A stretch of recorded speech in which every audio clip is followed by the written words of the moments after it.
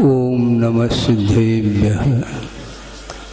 ओम नमः सिद्धेभ्यः। ओम नमः सिद्धेभ्यः। नमः श्री वर्धमानाय निर्धूत कलिलात्मने सालोकानां त्रिलोकानां यद्विद्यादर्पणायते। अहिंसा परमो धर्म की महावीर भगवान की प्रातः स्मरणे परम पूज्याचार्य गुरुवर श्री विद्यासागर जी मुनि महाराज की जय। पूज्याचार्य गुरुवर श्री समय सागर जी महाराज की, समस्त आचार्य संघ की।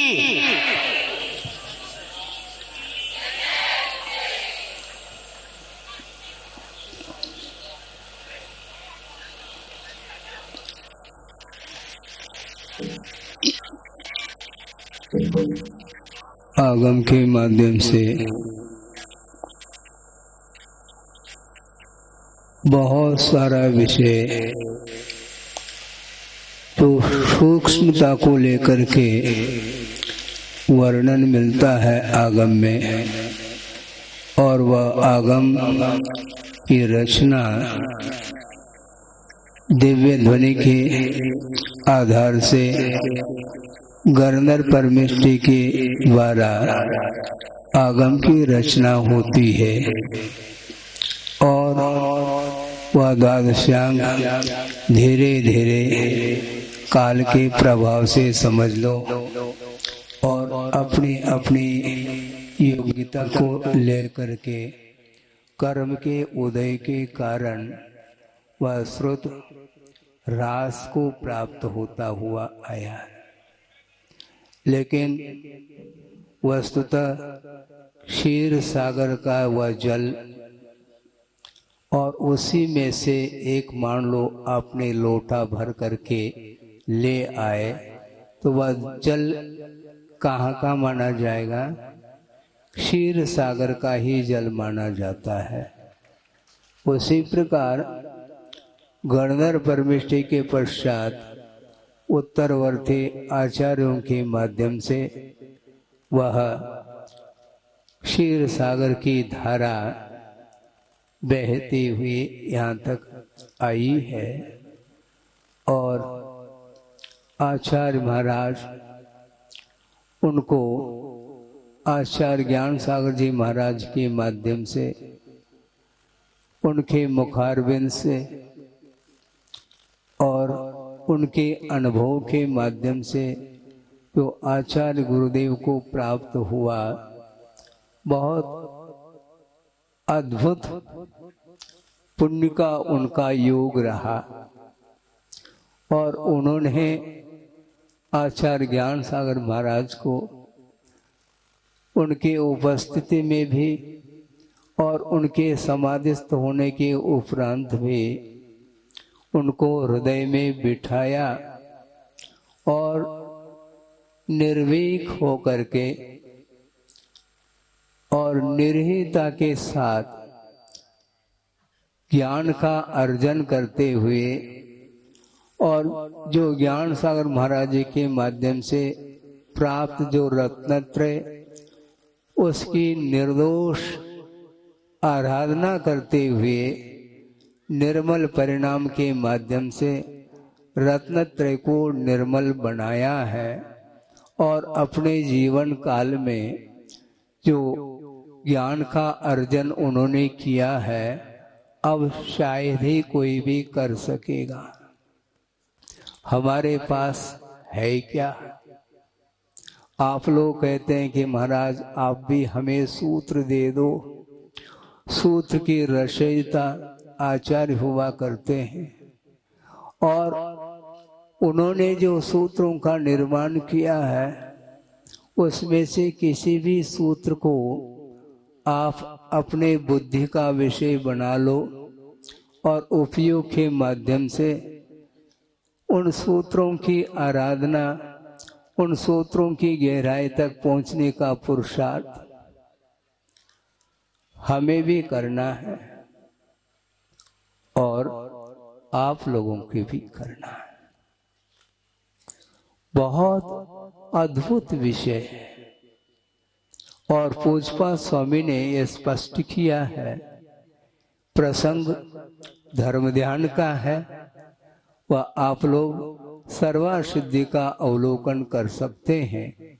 मुझे वह प्रसंग स्मरण में आ रहा है, कहाँ तक मैं आपके सामने रख पाऊं यह अलग वस्तु, किंतु क्षोभम है आपके पुण्य के उदय से शायद वह भाव आपके सामने रख पाऊंगा।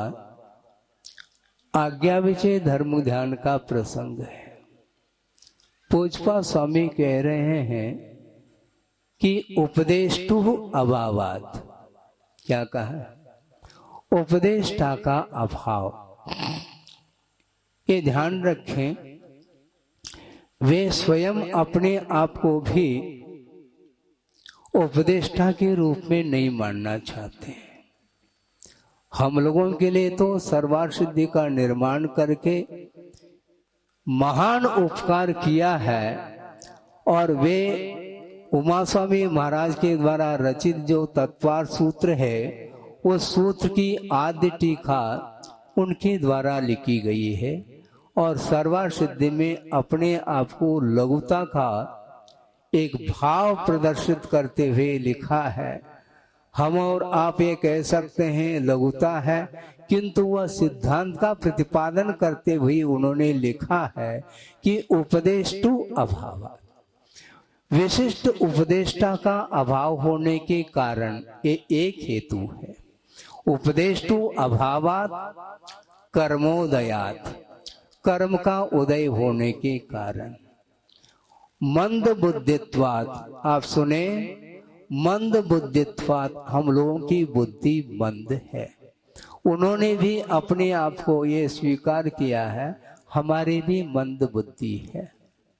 उपदेष्टु अभावात कर्मोदयात मंद बुद्धित्वात, और एक अंतिम एक और महत्वपूर्ण कारण बता रहे हैं कि पदार्थानाम अत्यंत सूक्ष्मत्वात्, पदार्थों की अत्यंत सूक्ष्मता होने के कारण सर्वज्ञ प्रणीतम आगमम प्रमाणीकृत्य, सर्वज्ञ भगवान के द्वारा प्रणीत जो आगम है, जो मूल आगम है, अर्थागम है, उसको प्रमाणभूत मान करके हम श्रद्धा का विषय बनाते हैं, तो उसका नाम आज्ञा विषय धर्म ध्यान। इस प्रकार आगे भी कुछ पंक्ति उन्होंने लिखी है, जो पंक्ति हमें स्मरण में आ गई उनको आपके सामने रखा। और यह सर्वार्थ सिद्धि में 9वें अध्याय में धर्म ध्यान का प्रसंग आया है, उसमें आज्ञा विषय धर्म ध्यान के प्रसंग में इसको रखा। और उन्होंने एक बात और रखी, हेतु और दृष्टांत इन दोनों का अभाव हो जाता है। हम हेतु नहीं दे पाते हैं जिस समय, और दृष्टांत प्रस्तुत नहीं कर पाते हैं उस समय, इसको उस समय जो श्रद्धान का विषय बनता है, उस समय यह धर्म ध्यान का विषय बनता है। आज्ञा विषय धर्म ध्यान, हमें आज्ञा का पालन करना है। कहाँ पर क्या लिखा है इसका कोई अंत है नहीं, किंतु क्योंकि ये भी कहा है, सुना है, अंतु नत्य सुधीनम कहा। जब श्रुत का अंत नहीं है और उपलब्ध जो आगम हम लोगों के पुण्य के उदय से उपलब्ध हुआ है, उसको हमें बिना किसी संदेह के साथ हमें एकमात्र इदमेव इस प्रकार समझ करके उसको आस्था का विषय बनाना चाहिए। गुरुदेव ने ये बहुत अच्छा दृष्टांत दिया था कि आप लोग जानते हैं, एक हिमखंड है, एक बर्फ की डली जिसको बोलते हैं। मान लो 1000 व्यक्ति बैठे हैं और एक व्यक्ति के हाथ में वह हिमखंड है, एक छोटा सा एक बर्फ का एक टुकड़ा है, और वह एक दूसरे के हाथ में वह परिवर्तित होता होता अंतिम जो व्यक्ति बैठा है उसके हाथ में यदि पहुंच जाए तो शायद वह बर्फ की डली देखने को नहीं मिलेगी, थोड़ा सा हाथ गीला मिलेगा देखने को, स्पर्श में आएगा। इसी प्रकार यह द्वादशांग की जो द्वादशांगात्मक जो आगम है वह धीरे धीरे धीरे यहाँ पर पहुंचा है, किंतु हमारे हाथ गीले बने रहे। मान लो वह हाथ सूख भी जाए तो भी हमारा मन हमेशा गीला बना रहे। प्रत्येक व्यक्ति का मन यदि शीतलता का अनुभव करता है तो निश्चित रूप से उसके हृदय में वह आगम विद्यमान है, ऐसा मैं समझता। महान बड़े बड़े आचार्य होकर के भी वे अपने आप को लघुता लघु मान रहे हैं और उसके माध्यम से ही कल्याण होने वाला है, उसके माध्यम से ही आत्मोन्नति होगी और उसके माध्यम से ही वह आत्मिक शांति भी मिलने वाली है। भौतिक युग में शारीरिक सुख के साथ संसारी प्राणी चल रहा है और शारीरिक भूख मिटने के उपरांत भी उसकी मानसिक भूख बनी रहती है और उसकी पूर्ति के लिए वह क्या पुरुषार्थ कर रहा है उस क्षेत्र में आप लोगों को सबको ज्ञात है। गुरुदेव ने कहा था ये संसार का जब तक अंत नहीं होगा तब तक यह तुलनात्मक ही सुख मिलने वाला है आपको। अतुलनीय जो सुख है आत्मिक सुख वह शुद्ध परमेष्टि को प्राप्त होता है। अरहंत अवस्था में केवल ज्ञान प्रकट हुआ है और केवल ज्ञान की दृष्टि से चाहे वह तीर्थंकर का केवल ज्ञान हो अथवा सामान्य केवली का केवल ज्ञान हो अथवा शुद्ध परमेष्टि का केवल ज्ञान हो, केवल ज्ञान में कोई भी अंतर नहीं है, क्योंकि ये ज्ञान क्षयिक ज्ञान माना जाता है। ज्ञानावरणी कर्म के क्षय के कारण ही केवल ज्ञान उपलब्ध होता है और उस केवल ज्ञान में ऐसा कोई भी ज्ञेय वस्तु पदार्थ नहीं है जो वह केवल ज्ञान का विषय नहीं बन रहा हो। अतीत, अनागत और वर्तमान समय संबंधी इन तीनों काल संबंधी अनंत पदार्थों के अनंत पर्यायों को और उनके साथ गुणों का जो संबंध है, यानी प्रत्येक द्रव्य के भीतर जो अनंत गुण हैं उन गुणों संबंधी भी पर्यायों के साथ एक समय में वे केवल ज्ञानी युगपथ जानते हैं, बल्कि जानते नहीं किंतु दर्पणायते, ऐसा कहा।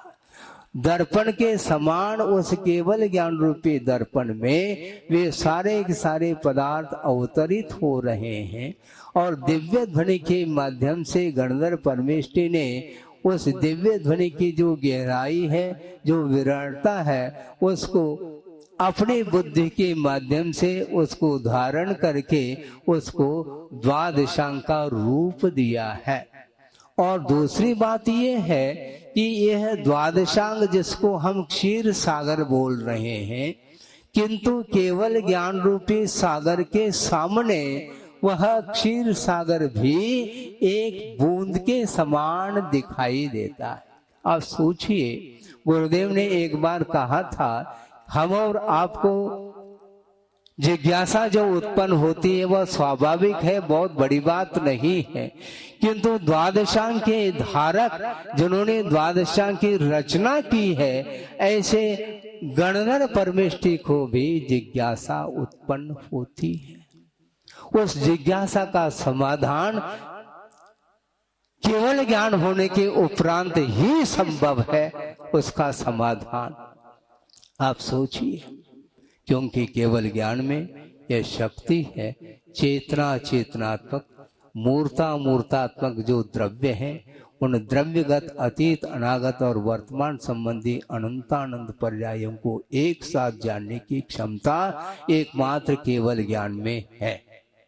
किंतु एक महत्वपूर्ण बिंदु आपके सामने रखी जा रही है, मेरा है विषय नहीं, आगम में जो आया है उसको ही रख रहे हैं। गुरुदेव ने ये कहा था, क्योंकि मेरे पास था क्या, जो कुछ भी सर्वांगीण जो हमें वर्तमान में जो क्षोभ्रम उपलब्ध हुआ है वो एकमात्र गुरुदेव का ही, उसमें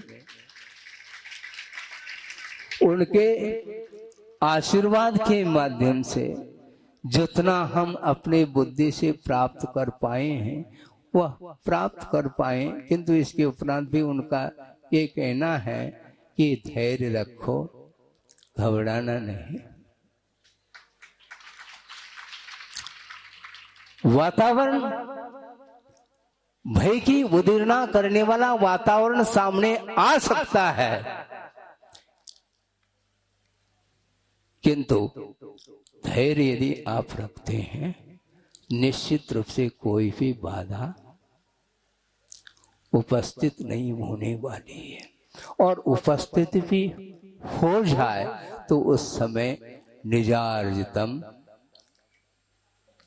कर्म विहाय दीनो न कोपि कस्यापि ददाति किंचन विचारयन् एव अनन्य मानस परो ददाति इति विमुंच शेमुषीम। शेमुषी बोलते हैं बुद्धि। इस प्रकार की बुद्धि को छोड़ो कि दूसरा मुझे कोई दे रहा है, ये निश्चय का कथन है। व्यवहार की भूमिका में बिना गुरुदेव के आलंबन लिए हमारा कल्याण नहीं होने वाला है। उन्होंने जो दिया है उसको हम आत्मसात करने का पुरुषार्थ करेंगे। हमारी योग्यता कितनी है स्वयं गुरुदेव जानते हैं। और जिस समय हमारा प्रवेश हुआ था और वस्त्र परिवर्तित हुए थे, जब तक वस्त्र परिवर्तित नहीं हुए थे आम सभा में जैसे आप बैठ जाते थे उसी प्रकार गुरुदेव की प्रवचन को सुनने के लिए बैठते थे। प्रवचन का क्या आशय ये मुझे पकड़ में नहीं आता था, लेकिन दो कान है, हमें श्रवण करना है और आस्था के साथ हमें श्रवण करना है। 8 साल अंतर्मुक्त के उपरांत वह क्षमता आती है, आवे ये अनिवार्य नहीं। अपनी अपनी भूमिका और अपने अपने परिणाम बहुत विभिन्नता को लिए हुए होते हैं। परिणामों में निर्मलता होते हुए भी उसमें बहुत भेद भिन्नता स्तर के अपेक्षा से हो सकती है। तो मैं भी आम सभा में जैसे आप लोग बैठे हैं उसी प्रकार बैठे थे महावीर जी में, किंतु सामान्य रूप से सबको आशीर्वाद मिलता था। पर्टिकुलर उन्होंने कोई आशीर्वाद नहीं दिया। नमस्ते करने के लिए चले जाते हैं तो जनता जा रही है, उसी प्रकार हम भी उसमें शामिल है तो सामान्य रूप से सबके लिए आशीर्वाद मिल रहा था, उसी प्रकार अपने को भी मिला। किंतु कोई वार्ता नहीं हुई, क्योंकि वार्ता क्यों होगी? उपदेश तो आम सभा के लिए है और व्यक्तिगत जो कुछ भी है वो वार्ता नहीं करना चाहते हैं। कहाँ तक वो समय देंगे। किंतु जिस समय वस्त्र का परिवर्तन हुआ और उनके द्वारा जो आजीवन प्राप्त हुआ उस समय उनके सदस्य के रूप में उपस्थित हुए। इन्हें स्कूल एडमिशन एंट्री समय अब उपदेश मिलता था वो तो मिल ही रहा है। में जितने भी ब्रह्मचर्यों का समूह था वो समूह में ही मैं बैठा था, अकेला था हूँ नहीं। वहां पर भी एक समूह है और समूह में ही वह अध्ययन कराते रहे और उस समय हम सुनते सुनते आए और मंगलाचरण उन्होंने किया। वस्त्र परिवर्तन होने के उपरांत तत्पर सूत्र का उच्चारण उन्होंने बाद में कराया। सर्व मंगलाचरण के रूप में उन्होंने ये गान रखी पंचायत मंगलाचरण यंद सदवंदियानम तिहुवन हिद मधुर विसद वक्कानम अंतातीत गुणानम नमो जिनानम जद भवानम। इस प्रकार उन्होंने उच्चारण किया और एक बार उच्चारण उन्होंने किया, हमसे उच्चारण बन नहीं रहा। इस प्रकार बार बार मेरे विचार से 8-10 बार उन्होंने रिपीट किया हो और बीच में उन्होंने कहा ठीक से उच्चारण करो। तो अब ठीक से उच्चारण करो, अब क्या ठीक और क्या गैर ठीक मुझे ज्ञात ही नहीं। मैं क्या ठीक से उच्चारण करूं? फिर भी वो कह रहे हैं जी ठीक से करने का प्रयास करूंगा। हमने कोई उत्तर नहीं दिया क्योंकि उत्तर ठीक नहीं माना जाता। वो जो कह रहे हैं उसको स्वीकारता देनी चाहिए। जी प्रयास करूंगा, मन में सोच रहा हूं। और मैं बार बार उच्चारण किया। धीरे धीरे वह उच्चारण सुधरता गया।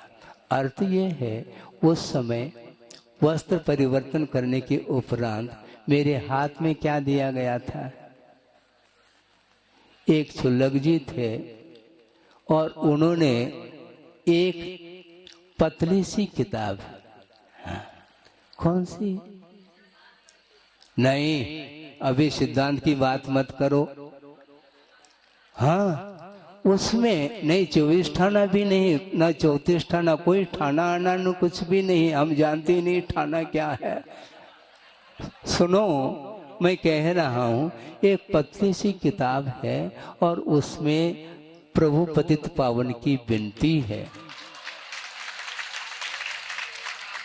और शायद उसमें 12 भावना भी जो भोदर दास कर शायद वो है राजा राणा छत्रपति, शायद उसमें इस प्रकार के कुछ विषय उस पतली सी किताब में देखने को मिली थी और उसको मुझे दिया गया। क्यों दिया गया? कारण इसमें क्या है? कारण ये है, समय ज्यादा न हो, वैसे 9:35 हो रहे हैं, बहुत संक्षेप कर रहा हूँ कि इसलिए दिया गया कि अभी तुम्हें भाषा का कोई ज्ञान नहीं है।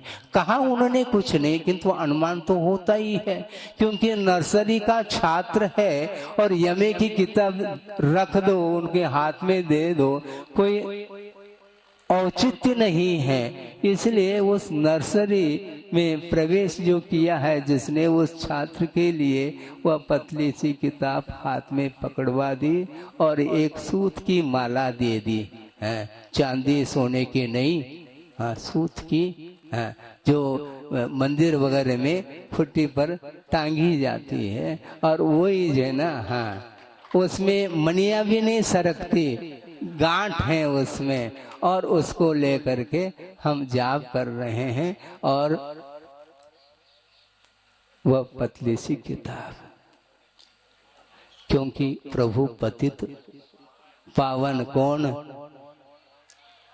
प्रभु पतित नहीं, प्रभु पतित को पावन करने वाले हैं।